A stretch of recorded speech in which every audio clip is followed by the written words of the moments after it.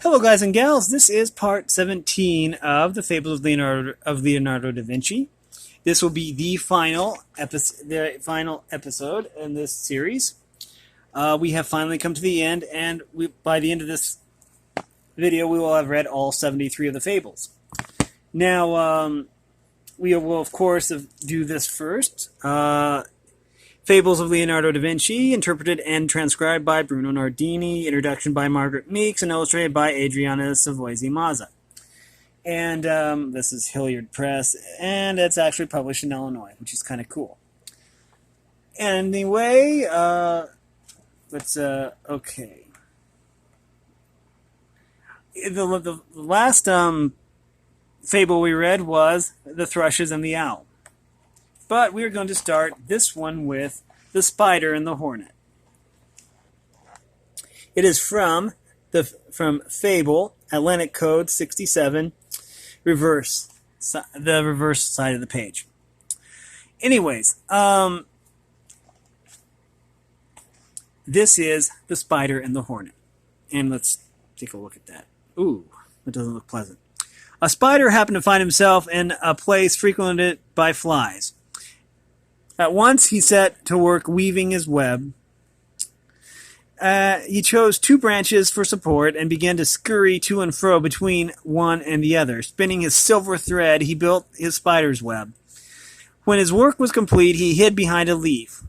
His weight was short. A curious fly soon became entangled in the web. Out rushed the spider and ate the fly, but a hornet had seen everything from his position on a flower. He immediately flew at the spider and pierced him with his stinger.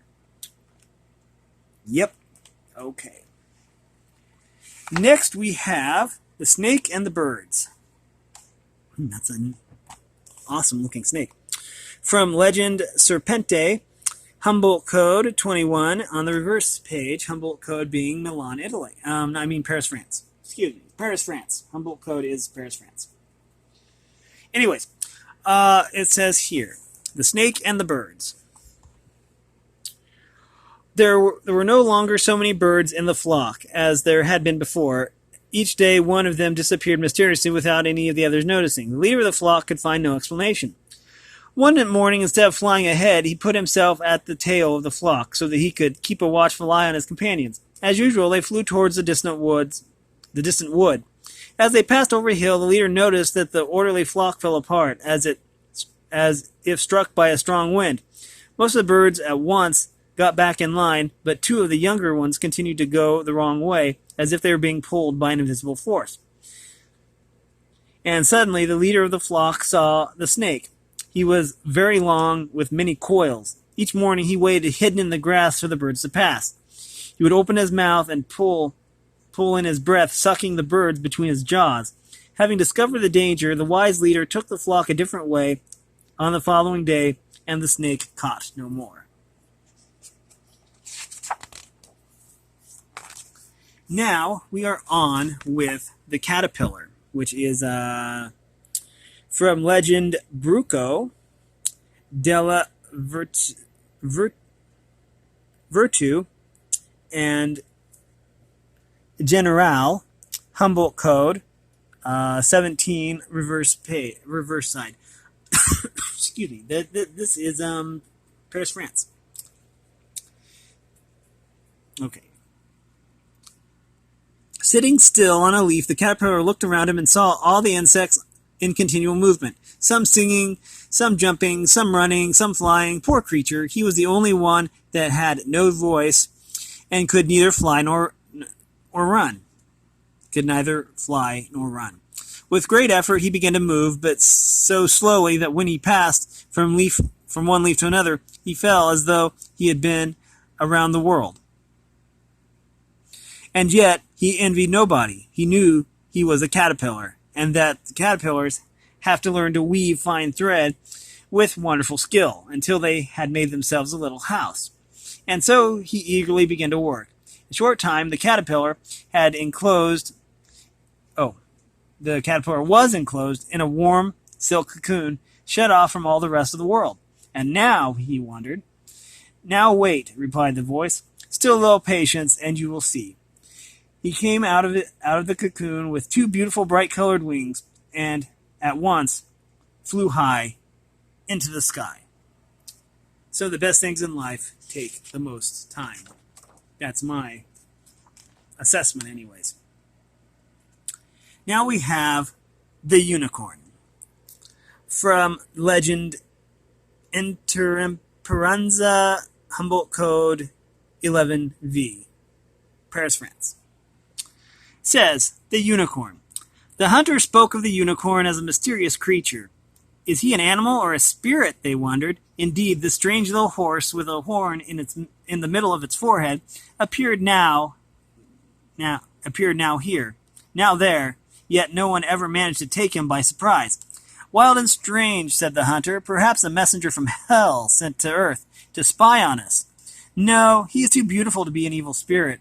He might be an angel, replied another. A young girl sitting apart beneath an arbor listened in silence, spinning her wool, and smiled. She knew the unicorn well. She knew all about him. He was her friend. And in fact, when the men had gone, the animal appeared from behind a bush and ran to the girl. He lay down beside her, rested his muzzle in her lap, and gazed at her with eyes full of love. After the first meeting, he became as tame as a domestic animal, stretching out his muzzle for a kiss. But this strange love was his ruin. The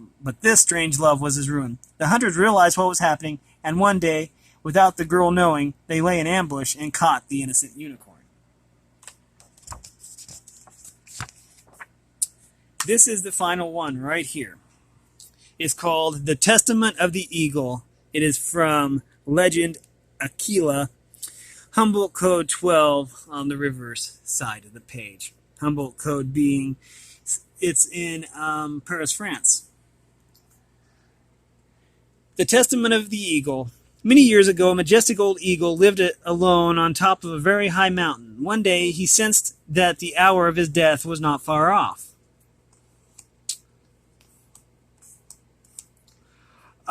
With a mighty cry, he summoned his sons who lived lower down the mountain. When they were all gathered together, he looked at them one by one and said, this picture is awesome, by the way.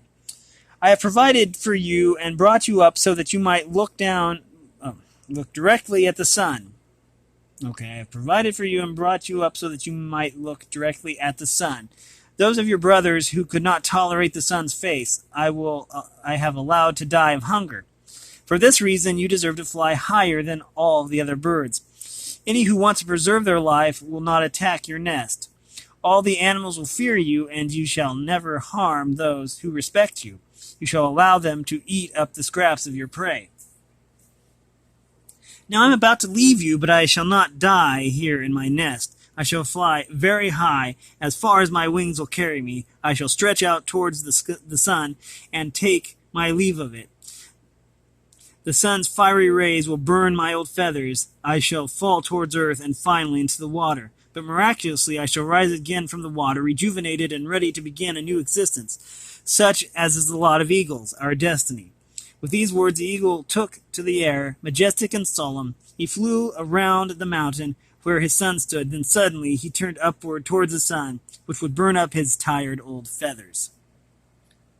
Which sounds to me a lot like the myth of the phoenix, but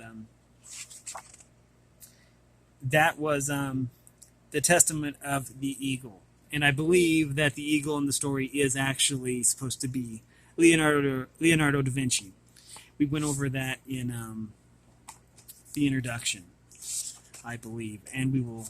This is basically how Leonardo used a method where you would need a mirror in order to transcribe stuff and read stuff, because he actually wrote backwards, which was kind of fascinating. I'm not sure if he used a mirror to write backwards or what, but that's kind of cool. And these are the books, the codes. Humboldt Code being instituted at France, Paris, France. The facing page and the reverse page, you know. And we will just double check that real quick. Where does it talk about that? The clematis the mole. Cousin was razor. Oh, here. Leonardo, as he is concerned to make his listener look at things in his way, you will recognize him as the eagle in the final story. So yeah, Leonardo da Vinci was the eagle, in the Testament of Eagles. This was Fables of Leonardo da Vinci, and it's been 17 episodes. So this is where we lay it to rest. If you like this content, make sure you like and subscribe and ring the bell so you know when I upload. Also, I appreciate any and all support. All the information will be in the description below. As always, thanks for watching, everyone, and have a great day.